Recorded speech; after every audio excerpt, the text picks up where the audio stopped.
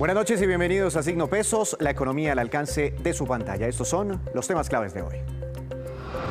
Sigue la polémica. El decreto 1174, que brinda protección a trabajadores informales, continúa generando controversia y despertando muchas suspicacias.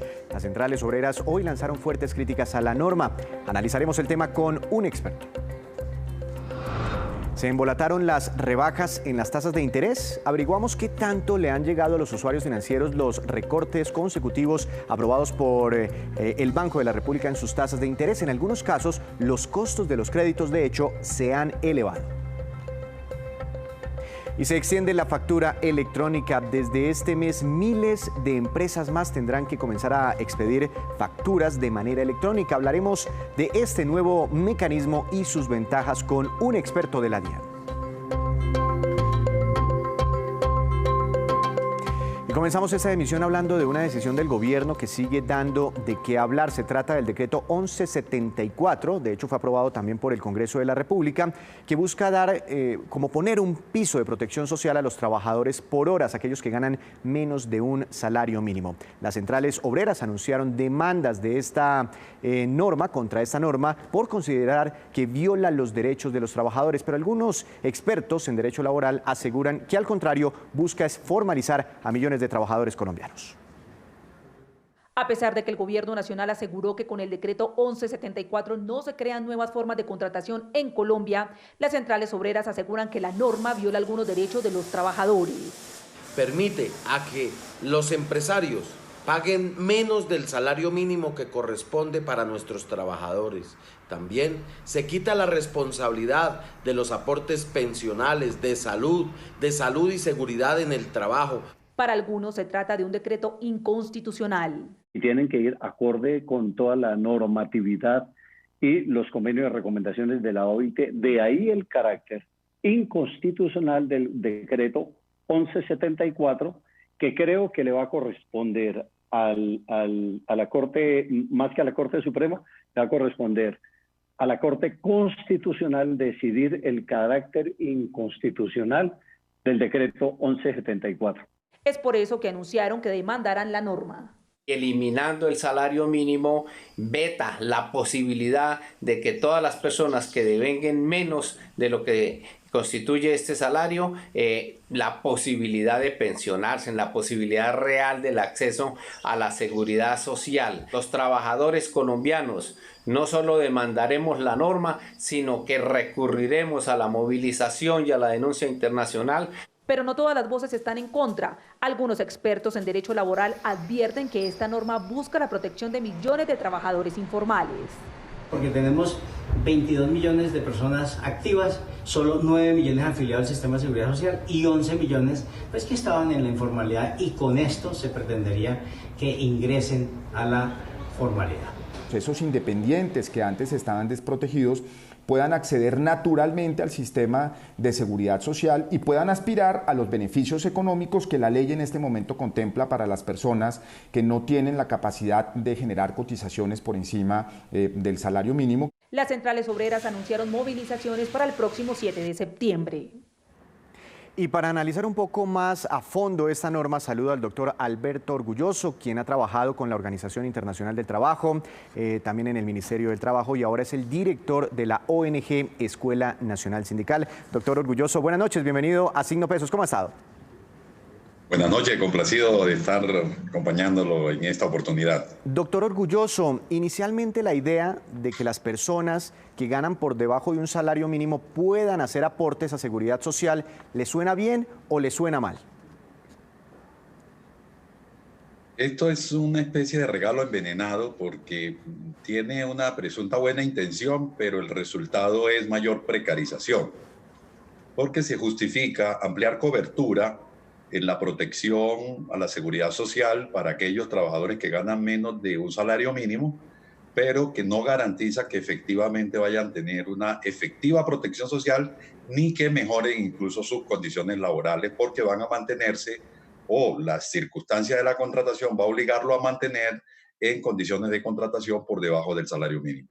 Pero pensando, por ejemplo, en esas personas que tienen trabajos por horas, es que hoy en día existe esa modalidad en Colombia, pero al ganar eventualmente durante un mes menos de un salario mínimo, no tienen la posibilidad de hacer aportes, por ejemplo, para una protección en la vejez. ¿Esto no sería al final una buena herramienta? Paradójicamente, yo le digo que parece un regalo envenenado, porque paradójicamente tiene la buena intención de afiliar a quienes ganan y reciben pago por hora, pero la condición para recibir pagos salariales en Colombia es sobre la base de un salario mínimo y no podría pagarse ingresos por debajo del salario mínimo, así trabaje por hora o trabaje por día o proporcional al tiempo equivalente. Pero ¿qué es lo que ocurre? Que la afiliación, el tema que la afiliación efectiva al sistema de seguridad social solo va a verse reflejado como un afiliado vulnerable en condiciones de pobreza porque va a quedar amparado por los BEPS. Y no va a estimular a ciencia cierta que eso formalice o cree mejores condiciones de contratación. Máxime si tenemos en cuenta que el 52% del empleo en Colombia está en condiciones de precarización porque son trabajadores cuenta propia, trabajadores sin remuneración, empleados domésticos, jornaleros o peones, y que de estos el 73% aproximadamente ganan menos de un salario mínimo. Entonces, quiere decir que cerca de 8 millones de trabajadores se van a ver condenados a estar en condiciones de precariedad y no a tener una condición de mejora en el mercado laboral. Entiendo entonces su punto de vista. Lo que usted dice es que si se abre esa posibilidad para poderles hacer cotizaciones por horas, pues los empresarios se van a quedar ahí y eso evita las oportunidades o impide oportunidades para que esa persona tenga salarios superiores. Por supuesto. Si a usted si una empresa le permite contratar trabajadores por hora y a su vez la ley le permite a ese trabajador pagar proporcionalmente por hora al sistema de seguridad social y no los obliga a estar en el sistema ordinario de pensiones, sino al sistema BEPS, es como el equivalente a las personas que están contratadas, pero que no, por menos un salario mínimo, pero que no los afilian a la seguridad social, porque las personas prefieren quedarse en el régimen subsidiado porque saben a ciencia cierta que pueden perder el empleo en cualquier momento. Y si se pasan al sistema contributivo, les va a tocar seguir aportando sobre un salario mínimo. Entonces termina generando un efecto perverso de no cobertura real en el sistema de protección social, sino de mantener excluidos de los sistemas de protección y perpetúa la condición de trabajador precario, es decir, sin todas las garantías y protecciones, y serán en todo caso trabajadores de menos de un salario mínimo. Pero de todas formas hay una realidad en el país, doctor Orgulloso, usted la conoce muy bien, y es la alta informalidad en Colombia. De hecho, es uno de los principales problemas de nuestra economía. Ya hablaba usted de unas cifras de millones de colombianos en esa condición. ¿Cómo entonces, cuál sería posiblemente la solución para combatir este problema, este fenómeno en Colombia? Sí, hay varias alternativas. Por un lado, el gobierno y el Estado en su conjunto tienen que trabajar hacia una mayor formalización de la economía con una estrategia de reactivación económica que financie al conjunto de la economía y no solo a una empresa como el caso de Avianca. Inyectarle nuevos recursos a la economía es contar con recursos de financiamiento a bajo costo a través de crédito directo del Banco de la República o mecanismos de redescuento a través de los sistemas de financiamiento de segundo piso. Pero lo más importante es que todo estímulo que dé el Estado a las empresas debe tener como contraprestación en el compromiso de las empresas de reenganchar o mantener el empleo formal directo por encima del salario mínimo. Y solo en los casos eventuales, por supuesto que hay casos excepcionales en los que se podrá contratar por horas, pero que el Estado tendrá que complementar la cotización para que esa persona pueda estar efectivamente cubierto por el sistema de protección social y no una expectativa que no le garantiza, porque los BEPS no garantizan que el trabajador va a tener efectivamente al final de la vejez una protección social tipo pensión. Y la segunda alternativa es que el Estado adopte, por ejemplo, la renta básica o el piso mínimo de protección social tipo pensión mínima que debe ser cubierto por el Estado, con la diferencia que no le alcance al trabajador durante los periodos de cotización. Esta es una solución mucho más digna que esta que están adoptando, que es de perpetuar la precarización, y formaliza por esa vía la contratación por hora y la afiliación por hora, y lo que termina es bajando el techo de contratación que hoy existe en un salario mínimo. Es decir, ninguna persona podrá ser contratada por debajo del salario mínimo, ni podrá aportar al sistema de seguridad social por debajo del salario mínimo. Con esta norma se termina abriendo la puerta para que así sea, es decir, contratar por debajo del salario mínimo. Una última pregunta, doctor Orgulloso, y es que habla usted, bueno, dentro de todos los problemas que tiene la informalidad, es que va pasando, ¿no?, la vida laboral, van pasando los años, y cuando se llega a la edad adulta y ya llega el momento de descansar, no hay una protección, no hay una pensión, no hay un ingreso, mientras la persona, pues, digamos, deja de cumplir con algunas labores. De hecho, casi que solo 1 de 4 adultos mayores tienen posibilidad de pensionarse. ¿Esto no sería algo, al menos una posibilidad de tener un mínimo ingreso en la vejez?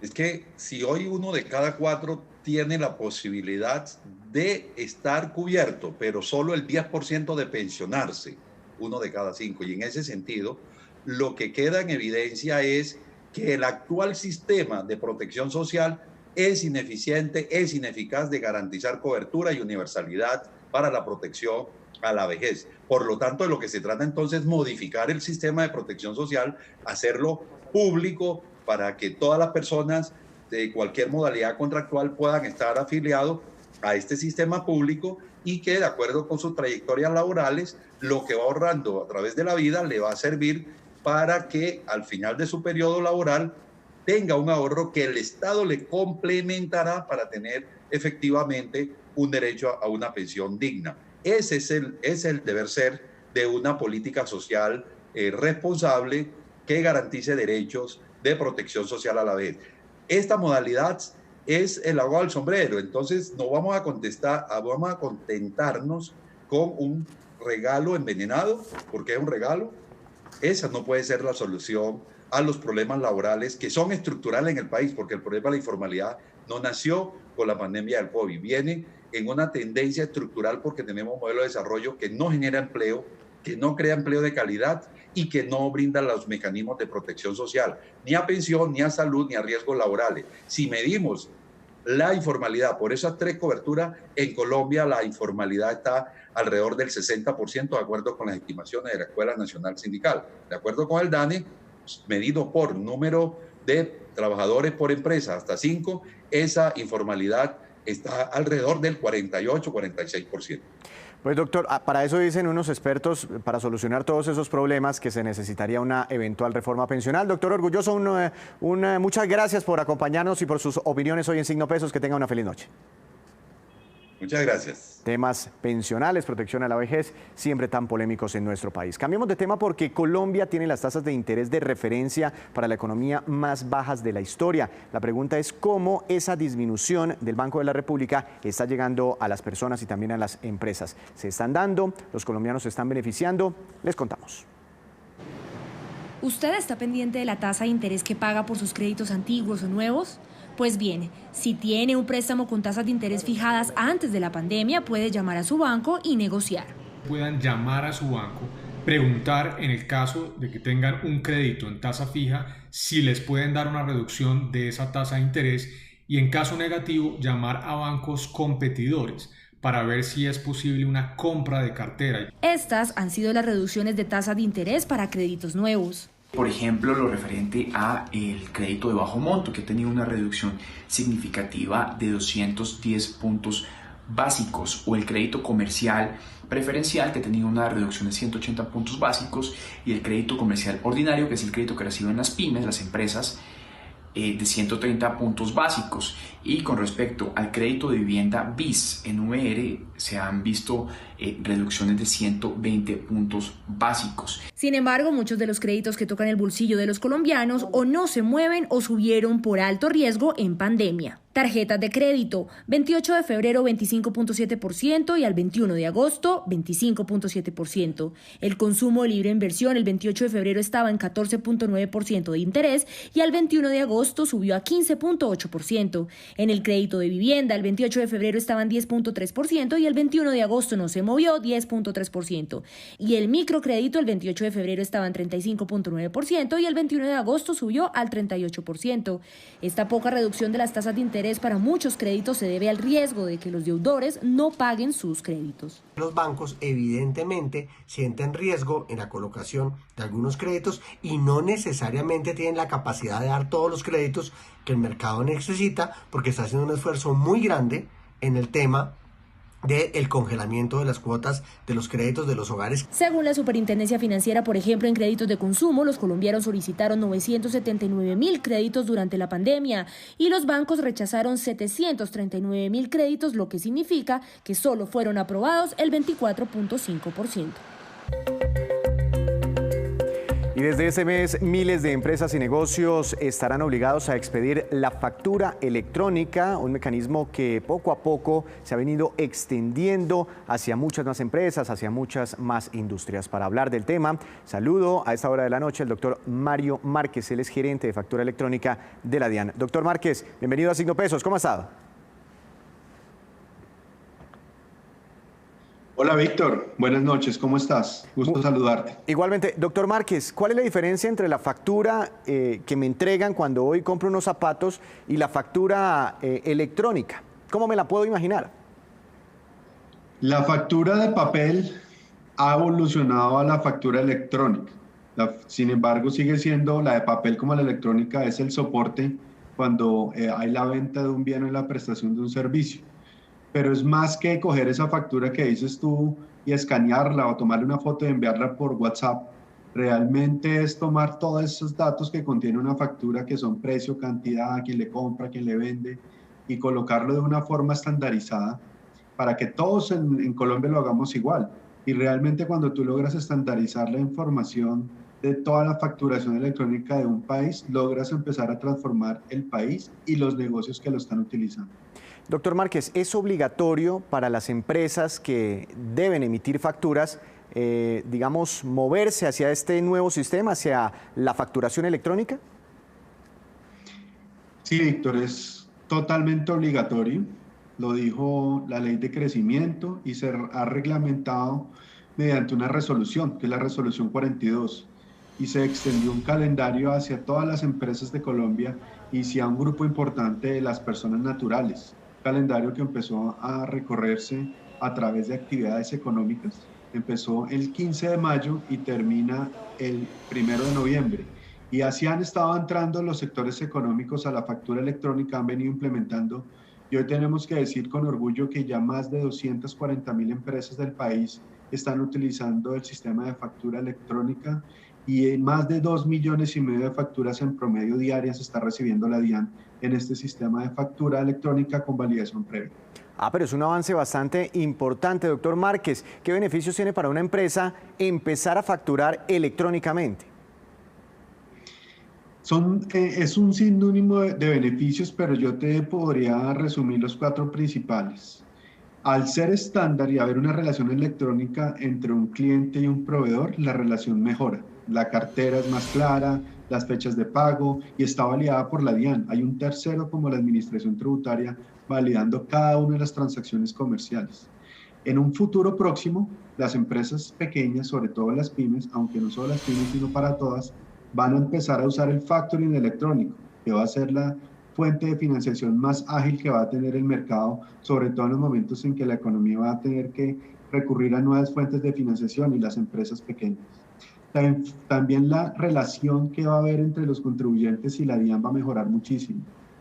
Ustedes ya lo han visto con el tema de devoluciones automáticas, como la conexión de factura con dicho sistema, y también van a empezar a ver nuevos productos que la DIAN va a empezar a fortalecer con la información que tiene a través de factura electrónica. Y ya es el momento en que nos pongamos a nivel mundial. Colombia es uno de los últimos países que está entrando en Latinoamérica en factura electrónica.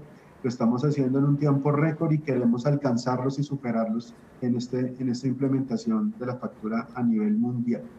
Doctor Márquez, usted muy bien lo sabe desde la DIAN, pues que en Colombia existen megaempresas, ¿no? Grandes empresas a las que muy seguramente les queda muy fácil migrar hacia la factura electrónica, pero la gran mayoría del tejido empresarial colombiano es de pequeñas compañías con pocos empleados. ¿Es fácil montar este sistema, empezar a facturar electrónicamente? Porque hacerlo de la manera habitual, a través del papel, pues era muy sencillo, era imprimir una hoja y listo, facturábamos.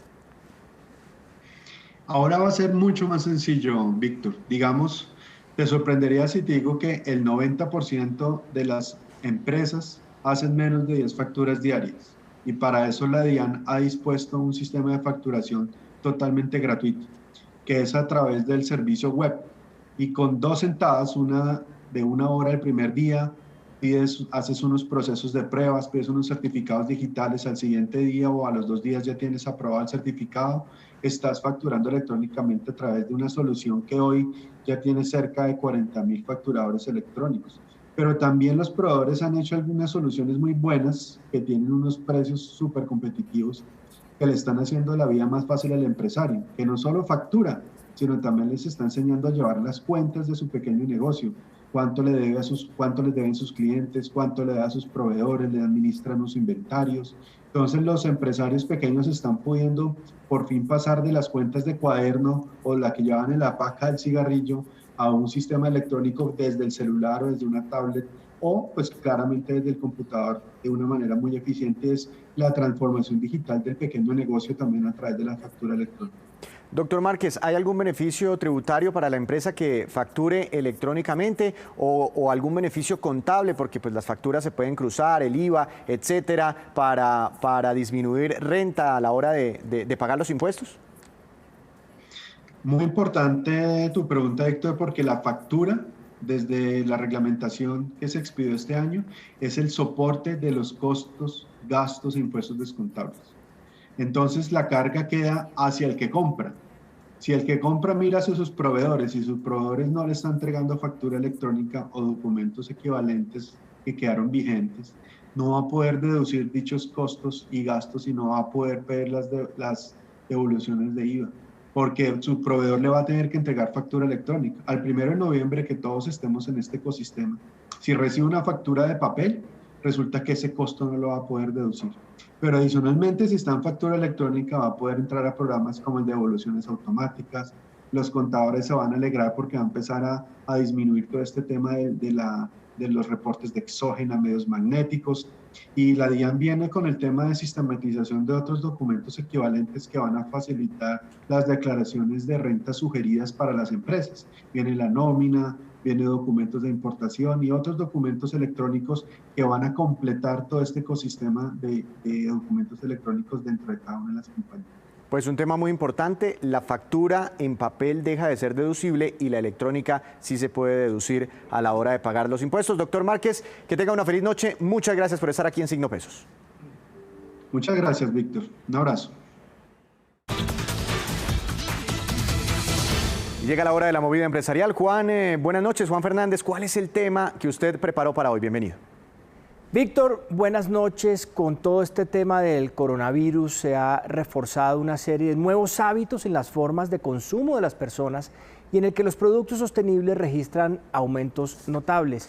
Y sobre esas tendencias que involucran a Colombia, se han venido generando una serie de reportes por múltiples compañías de investigación de mercados, como en Nielsen, por ejemplo, universidades como la de los Andes, que encuentran bajas en el hiperconsumo y aumentos en lo sostenible. También de comercializadores de productos como Mercado Libre y que en el último año encuentran como 2.5 millones de usuarios en América Latina realizaron al menos una compra de producto sustentable. De esas, más de 40.000 lo han hecho en Colombia.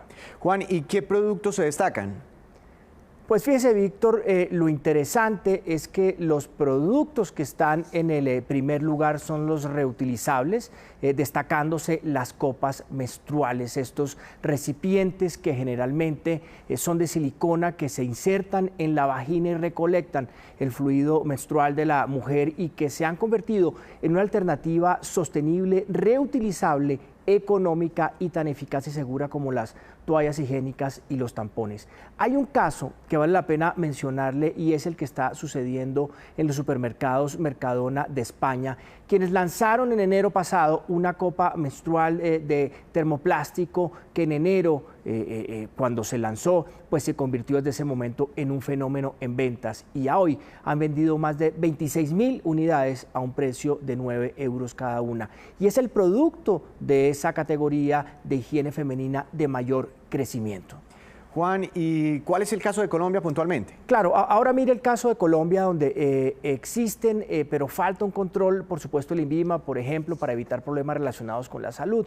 Pero en ciudades como Bogotá se ha venido acrecentando su uso y están en una serie de tiendas con productos amigables y también en redes de farmacias, ejemplo, Colsubsidio, Locatel, Farmatodo, en fin, y cadenas de supermercados con un precio que ronda los 80.000 a los 100.000 pesos. Y en esos lugares las copas crecen a niveles de ventas constantes superiores al 15%.